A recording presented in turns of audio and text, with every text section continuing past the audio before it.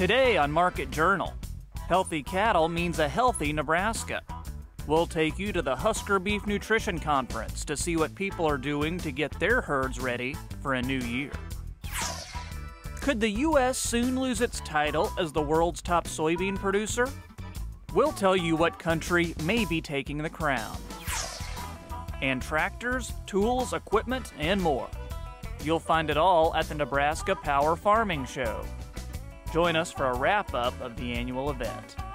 This week's edition of Market Journal starts right now.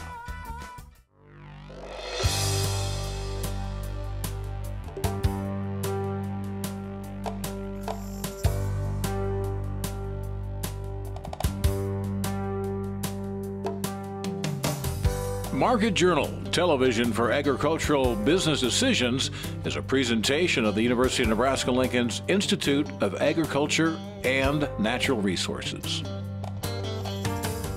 Promotional support is provided by the Nebraska Farmer Magazine. Hey everybody, I'm Troy Moling, and thanks for joining us today on Market Journal. I hope that everyone watching is getting the chance to relax a little bit and enjoy this holiday season.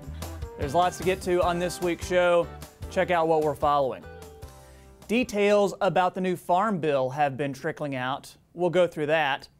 Does the current trade truce with China mean a long-term resolution is on the way? And what are experts expecting to make headlines in 2019? Well, we've got one on the show right now. Let's see what he has to say. Dr. Chad Hart is our first guest this week. He is an agricultural economist from Iowa State University, and we've got lots of news coming down before the end of the year. It's always good to have him here with us. To begin, I'd like to get your first impressions on the new farm bill. What's in it? Who does it impact most? How's it any different this time around? Anything at all you want to tell us? Okay.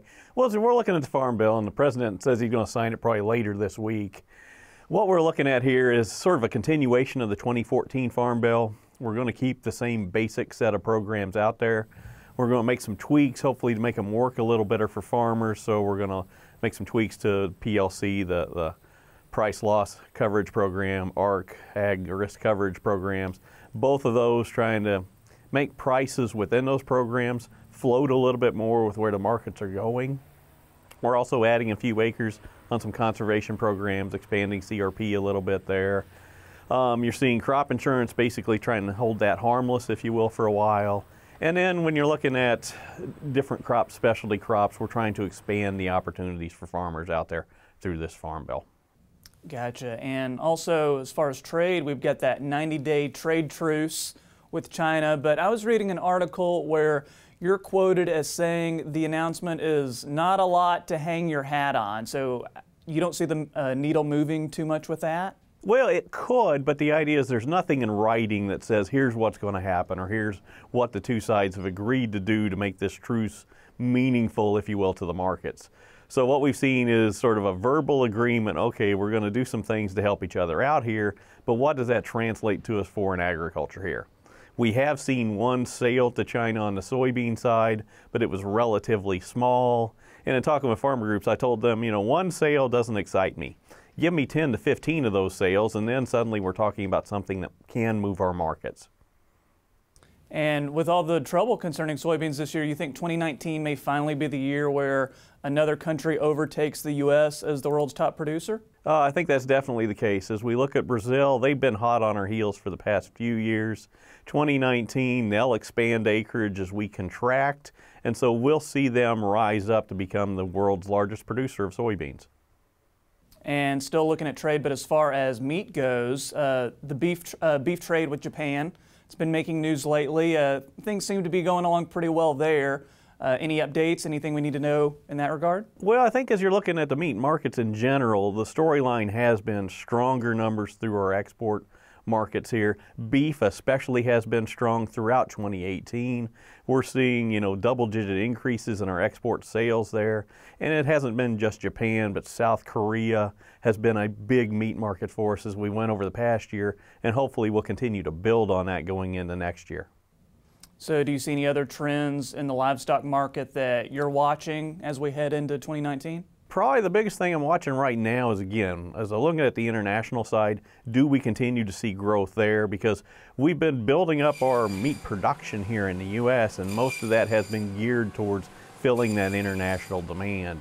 And so the storyline for 2018 is, despite all the trade problems, we've been able to grow those markets. Hopefully we'll continue to build them in 2019. And another thing that you've talked about is how the country is missing its mid-sized farmers. So for these mid-sized farmers out there, what marketing strategies do you have for them right now? Well, the biggest thing I'm talking to a lot of farmers about on the crop side, it's looking at where prices are at today and thinking about how do I want to market not only old crop, but I'm especially thinking about the 2019 crop, new crop, and sitting out there going, are there opportunities today that I could take advantage of? We are seeing some fairly decent prices, you know, when I'm looking at the futures market compared to year-ago levels. On the livestock side, it's also a matter of managing margins right now. I think when we're looking at the cattle industry, for example, the idea is that feeder cattle are running still fairly strong, but there are some opportunities to put some weight on some animals that's going to pay off, especially as we look deep into the springtime into early summer. Same thing as I'm looking at the hog industry there. We are seeing stronger prices as we look out into 2019. Any guesses as to what you think the big story for 2019 is going to be? I fear it's going to be the same as in 2018. It's going to be trade, but hopefully in this case it'll be working more positively in our agricultural markets than it did this past year. Gotcha. And finally, last question here. You're going to be speaking at Feedlot Forum 2019 on January 15th. What are you going to be talking to the audience about? We're going to be talking a heck of a lot about trade. What they specifically asked me to do is talk about, as we're looking at trade, how's it not only impacted our markets here in the past, but looking forward. Where are those opportunities? Where do we see areas for growth as we look out there in global demand for meat? And one of the areas I'll be really concentrating on is talking about Southeast Asia, and not just thinking about China, but looking at India, Vietnam, Malaysia, Indonesia, and going, okay, what are our opportunities to grow our meat markets there? Excellent. Dr. Chad Hart of Iowa State University, thanks for your insight and everything. We definitely appreciate it, and have a good holiday. It's my pleasure. Have happy holidays. And you heard Chad talking about the beef industry. Well, in Nebraska, what happens with beef impacts large groups of people. The annual Husker Beef Nutrition Conference recently wrapped up, and Market Journal went on the road to see what has educators and producers talking this year. The beef brisket was on the menu, and the cowboy hats were on full display at this year's Husker Beef Nutrition Conference. The event has been taking place since 2001. And provides beef consultants and industry personnel alike a chance to hear the latest in beef nutrition and work to find ways to ease the challenges inherent with raising cattle. The conference has become increasingly popular, with this year's attendees stopping in to hear presentations on the Brazilian beef industry, preventing rumen acidosis in cattle, and even transforming common manure into a value-added commodity. Dr. Galen Erickson organizes the event and says it's also a wonderful time to showcase the work being done in Nebraska. I think there's a lot of optimism for beef production in our state. We have so many resources and benefits, from water to feed to distillers' grains to packing plants to the people to the traditions. And we're spread out across the state, so how we do things is differently in the eastern part of Nebraska versus the Panhandle, for example. So given all those attributes, I think we're positioned to be the best place to raise beef cattle.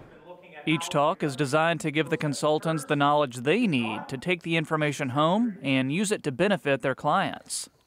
Erickson says producers have opportunities today that haven't been available in the past. For example, one is that we think that our integrated cropping and livestock producers have some real advantages. And so some of what I'll discuss this afternoon is, should producers that own their own cropland that also finish cattle raise more crops, more corn for silage, for example, and feed more than traditional. Most people would, on the surface, would think, well, that's crazy. If I'm going to feed silage to finishing cattle, it's going to be at 15%.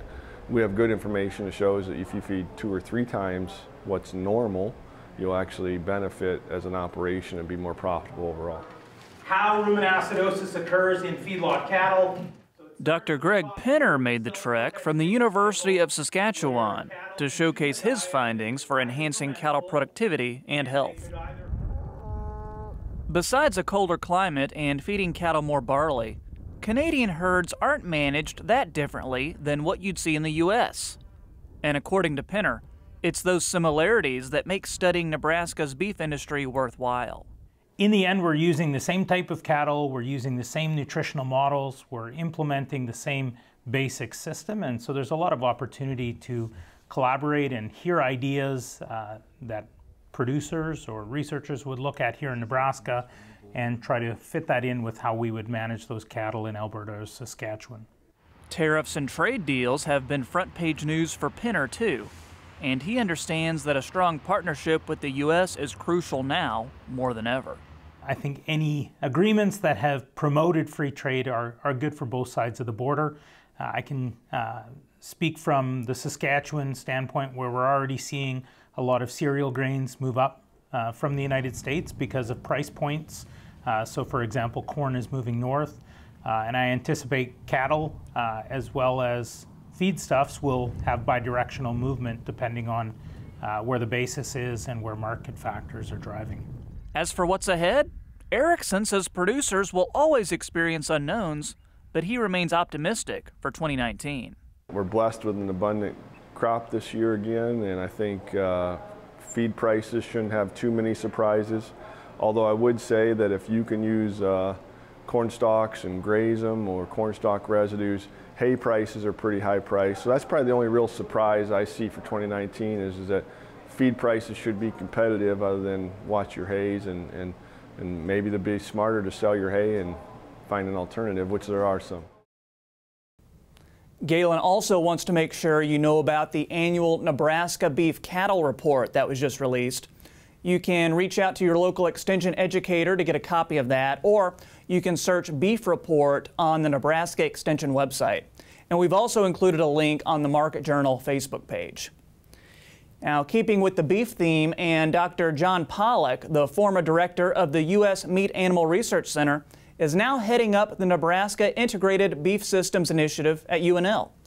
The initiative aims to take advantage of the state as a beef leader while spearheading innovation in meat production, animal health, and more. Dr. Pollak has been on the job for a few months, so I asked him to come talk to me about how that's going and what he sees happening down the road. Okay, well, this is an initiative that actually has been incubating here at the university for quite some time. Over the last couple years, there's been a lot of planning sessions, from looking at the research that's currently going on in beef production here at UNL to what could be done if you were to take a broader view of the system of beef production. And so recently, the university's made some investments in projects that address a systems view of beef production, and we're taking that now and going from projects to program. My role is that of a facilitator. I'm helping the faculty who are going to be involved in this to go from planning to practice, and hopefully we can get the program up and running in such a way that we can address some of the issues that need to be addressed in Nebraska beef production. All right. So with Nebraska being such a leader in beef production, what do you think are some ways that Nebraska can improve in that area? Well, my bias, which goes back to the research that I did when I was at Cornell, was that we do quite a good job at looking at the output of beef production, what we produce, how much we produce, the quality of what we produce. But we've always struggled with the input side of it, where the costs are incurred. And I think that any industry can always take advantage of looking at the input costs and understanding how to optimize the resources that are available. And I think that's a challenge here in Nebraska as they work to become what they'd like to view as being the epicenter of beef production in the U.S. Sure. And I think you touched on a little bit with the initiative, but what are some of the big things that you're working on now over the next few months? There have been a couple of projects that the university has invested in. There's been some work looking at cover crop usage. multiple crops on land to take advantage of leveraging that land and resources, especially in the eastern part of the state. There's a project that's going on now that the university has invested quite a bit in, and that's looking at different calving seasons in terms of a system approach, looking at delaying calving until the fall, confinement of cows, that kind of research that brings a little bit different knowledge to the industry as options that they could pursue, particularly here in the East. What are some of your goals for the Beef System Initiative and maybe for your position personally? Well, we'll start with the short-term ones. Sure. Since we're just getting started. And that's really to take the foundation of the research that's going on here now and put it in a systems context. We're looking at all of the wonderful resources the university has around the state in outlying research facilities and how to bring them into a program that looks at beef systems and interactions between genetics, environment, management, those kinds of research projects that the university is well equipped to look at. In the long term, what we'd like to be able to do is bring all of the research that's being done in beef into this systems context in such that we leverage information of the animals across the entire system of research that we're going to be doing here at the university. And of course, there's always going to be challenges with the beef industry. What do you see as some of the biggest challenges facing that industry over the next maybe 5–10 years? I think the beef industry is facing the same challenges that many industries in the United States and around the world are facing, and that's one of accountability to society's desires for production of anything. How well are you using the resources that are available to you? Are you optimizing the use of those resources? Is the product you're producing safe? In terms of food, is it healthy? Those are the kinds of things the beef industry has always had faced. I personally, my bias is that the industry has been good stewards of the environment, has worked very hard to produce a safe product. I think one of the challenges right now is getting that message out in a clear, sustainable way. That's one of the reasons I'm excited about this project, because one component that we are including is the societal issues. When we look at the genotype by environment, by management interactions, we're also going to be including the interaction with some of the societal issues that we need to face in the industry. He's a really sharp guy. Keep up the good work, and thanks for stopping by. Moving on, and did you go to the Nebraska Power Farming Show this year? It's billed as the second largest indoor ag show in the country with over 2,000 booths packed into more than 9 acres. But if you didn't get a chance to swing by there this year, we've got you covered. Here's a look at what Market Journal saw during our 3 days at the show. Well, attendance has been great this year so far.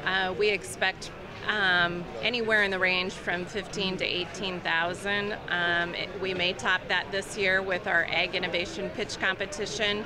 We've got 790 exhibitors, and we've got 2,238 booths here on display at the Nebraska Power Farming Show. My favorite part is that you get to learn about all the different things and how they work, because even if you don't think they're interesting, they're actually really interesting because they now have even more tech than before. It's just amazing. It started 12 years ago, and it's kind of evolved, but we started off as an outdoor power farming show and then evolved into a farm show, and we own 2 of them. The Iowa Power Farming Show has been going on since 1910, and then this one started in year 2000. My favorite part is just learning about how many different companies there are here and what they do and possible futures for me. Just talking with all the vendors, seeing all the new technology in agriculture. Pretty impressive. farmers like to know what's coming down the pipe for them for new products and services, so that this is their opportunity to see that.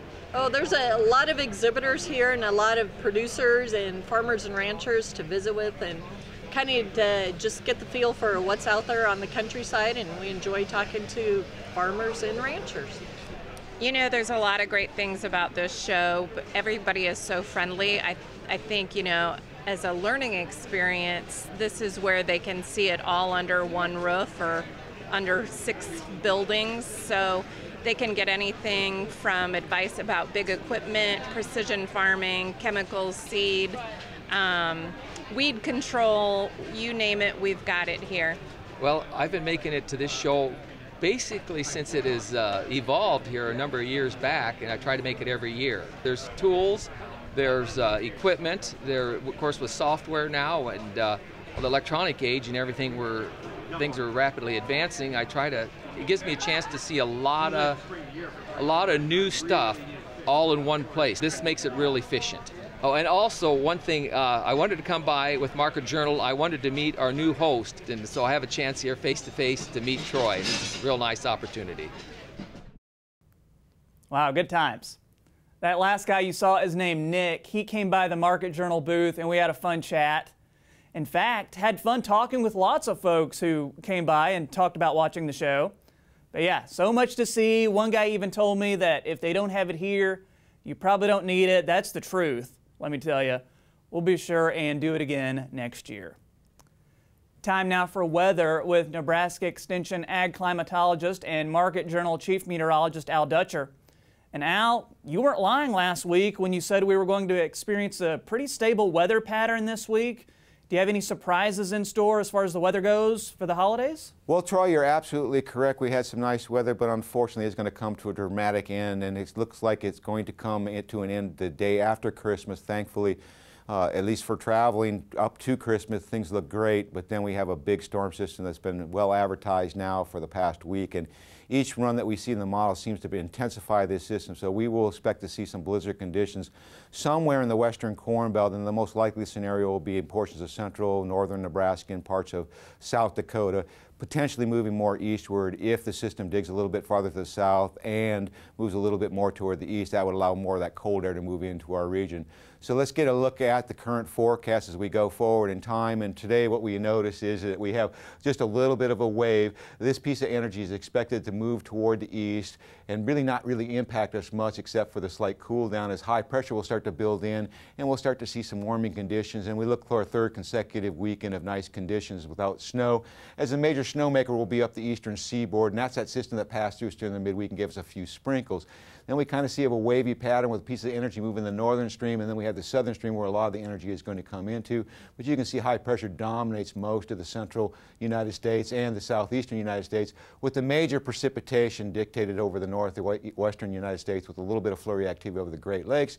Then as we get into the day Monday, here's our piece of energy. It's going to be our next storm system just coming on board across the western United States. We see a series of low pressure systems indicated at the surface. This is kind of diffuse. These will congeal into one storm system as we go into the day on Tuesday, but most of the precipitation remains to our west. Now you can see this energy starting to dig rather deeply as we get into the day on Christmas. The low pressure system on the GFS model is basically in northeastern portions of New Mexico, and that will lift toward the northeast, spreading that precipitation out into the high plains, particularly as we get into the day on Wednesday, as that upper air low starts to move its way toward the western Great Lakes. Surface low looks like it will be somewhere in south central Kansas. That will allow heavy moisture to move northward, and then that we'll see probably a pretty significant severe weather outbreak and heavy snow on the northwest side of it. And then that system moves up rapidly toward the western Great Lakes, bringing the cold air in behind it as we go into the day on Thursday, as that low pressure looks to be over in central Wisconsin. That wraparound will bring some additional snowfall to portions of central northeast Nebraska and lighter precipitation amounts in southeast Nebraska. And then as we get into the end of the week, that low pressure system tracks off toward the east. We get a northwesterly flow into our region, bringing down that cool Canadian air into our region, which probably will keep temperatures well below normal as most of flurry activity starts to occur across the northern plains. The one thing we will also note is that it does appear as we get late into next week, another system will move across the northern plains, potentially impacting the Dakotas and Minnesota with blizzard-like conditions, We'll pay attention to this because if it slips a little bit farther south, that could impact at least the northern half of Nebraska. If we look to the 8 to 14-day forecast, and this takes us basically from next Thursday through the following Tuesday, we do see that above normal or below normal temperatures in the western United States, above normal to the east. And in terms of precipitation, you do see this heavy bullseye here that incorporates southeast Nebraska. Remember, this is catching the last half of this storm system, so the quantitative precipitation is looking at least 3/4 of an inch across the state, so very heavy precipitation. So Troy, overall, looks like night conditions through Christmas, and then we see some conditions deteriorating. Wish everybody a Merry Christmas and a Happy New Year. Thanks, Al. Well, it's the holiday season. That means lots of folks are putting up decorations in the Christmas tree. That goes for me too. And I've got an ornament that my wife made that I wanted to show off. Check it out. It's the Market Journal set. Look at that. There's yours truly hosting the show. Looks like I'm doing a story about the beef industry or the dairy industry. So my wife cut everything out, sewed everything together, and little felt Troy inside even detaches and comes out of the TV set. So that's pretty cool. Really accurate. Even the back of the set looks pretty true to life as well. Always surprising me. Gotta love it. So hope everyone watching will be able to spend some time this holiday season with their loved ones too. That's going to do it for today's show. Hope to see you right back here next time for our last show of 2018. We're going to leave you today with some holiday greetings courtesy of our colleagues at UNL and IANR Media. I'm Troy Moling. Thanks for watching.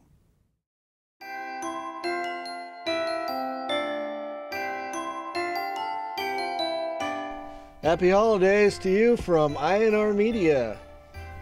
Here's wishing you and your family a happy and prosperous holiday season and a very successful 2019 production season. Merry Christmas from the Nebraska FFA Foundation. Well, Merry Christmas, everybody. Hope everybody at UNL has a wonderful Christmas and enjoys time with their family. Happy blessings. Happy holidays, and here's hoping to a great 2019. Happy holidays. And Happy New Year from the University of Nebraska. Have a Merry Christmas. Happy holidays from IANR Media.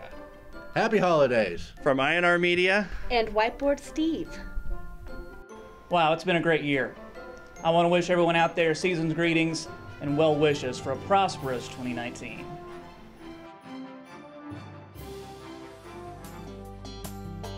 Join Market Journal online at marketjournal.unl.edu. You can also follow us on Twitter, Instagram, and Facebook. Promotional support is provided by the Nebraska Farmer Magazine. Market Journal is produced by the University of Nebraska Lincoln's Institute of Agriculture and Natural Resources.